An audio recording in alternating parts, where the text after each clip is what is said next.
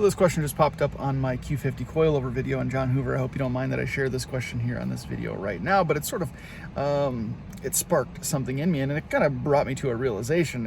I just sort of assume, because there's a lot of crossover between G37 and Q50 stuff, that people have that sort of understanding. But unlike John Hoover, not everybody with the G37 watches Q50 content. So I thought this was a good opportunity to sort of address this topic right now. So although John asked a specific question, a G37 all-wheel drive with 80-some thousand miles, is a good idea to go with coilovers, or is a relatively inexpensive option of lowering springs a good idea, especially assuming or considering the higher mileage and the age of this particular vehicle. Now, the broader question is whether or not coilovers are necessary, or what's a better choice for G37, coilovers or lowering springs. So we can kind of tackle both of these questions. As I've mentioned in my Q50 coilover videos, ultimately it comes down to what you're looking for and what you're hoping to gain from it. Generally, my comments are that 95% of people will never push their car hard enough to actually need coilovers, or they'll never even mess with the adjustments or the settings of the dampening or preload or ride height. They'll just set it and forget it. So that's why I say 95% of people will never actually need coilovers, but need coilovers is the key point. Some people just like them.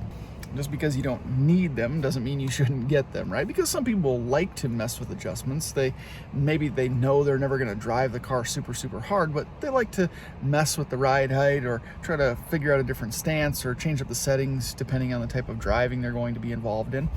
And then others really take it seriously, and they have the opportunity to enjoy track days here and there, and they want to be able to set the car up to maximize its performance on the track or the drag strip, or maybe they just want a spirited driving day in the canyons, for example, and coilovers help them reach the maximum capabilities of their vehicles. With all that being said, let's not take away from what a good set of lowering springs can do for you. I ran Tane S-Tech lowering springs on the Q50 for quite a while. They're relatively inexpensive, but they give the car a nice ride height, and they dramatically improve the handling capabilities of the Q50. The same is true for the G37. There's a number of lowering spring options out there that are of decent quality and aren't going to break the bank. Some people, let's face it, they just want to give the car a little bit better stance and improve its handling capabilities, a little bit.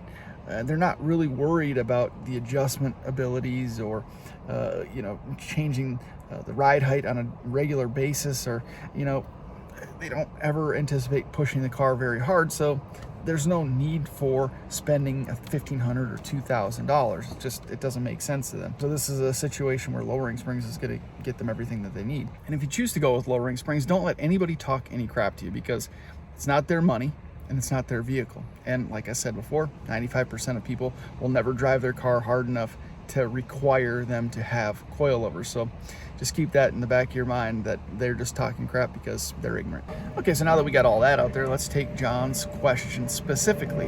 It's a 2010 G37, so we know the car is 13, probably going on 14 years old now at this point.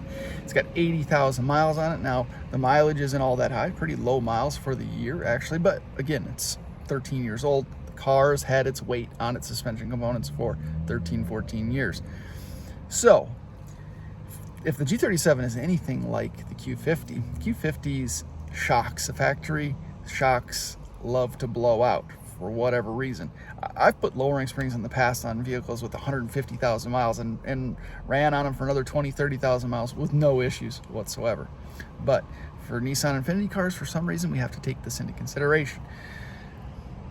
The point that I made to John, and the point that I would make to anyone else with this question, is consider what you would be dealing with. If you find a set of lowering springs for $200, $300, and they're out there, and you're not worried about having to potentially change shocks in a year or so, then why not? Go for it. But if you don't want to have to worry about repairs, or you don't have to worry about your shocks being blown out, then it might be beneficial for you to pursue a set of coilovers for $1,200-$1,500 or more. See, that's the thing. You got to think about the price. Good set of lowering springs, $300, under $500, right? So you're saving quite a bit. But then just remember that you might blow a shock. And if you blow a shock, you're going to have to replace not just that one, but probably all of them sooner or later. So, you know, factory shocks for the Q50, for example, and I'd have to look for the G37, it's going to cost you $1,500, $2,000 anyway. So at that point, you may as well have just installed you may have just installed coilovers and not had to worry about it. So in summary, if you're driving a vehicle with a little bit of age on it and quite a few miles, you may want to just consider coilovers, because ultimately it might end up costing you just as much anyway. And they're simpler to install than lowering springs, so keep that in mind as well, because obviously lowering springs, you're gonna have to pull the factory springs off and install them onto your factory, the new springs onto the shocks. So that's one piece.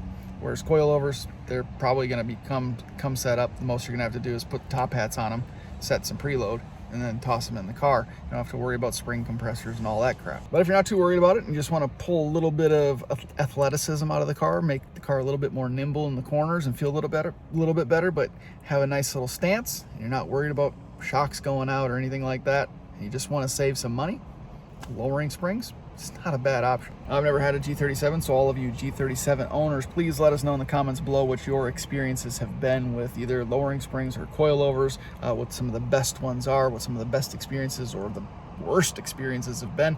The idea is to continue sharing information with the community, sharing best practices, sharing thoughtful information. We appreciate all the feedback and the insight and the input. Thank you guys very much for watching this video. More stuff coming for the channel. A lot of stuff happening this summer and this fall, so I hope you guys will stick around. Thanks again for watching. See you in the next one.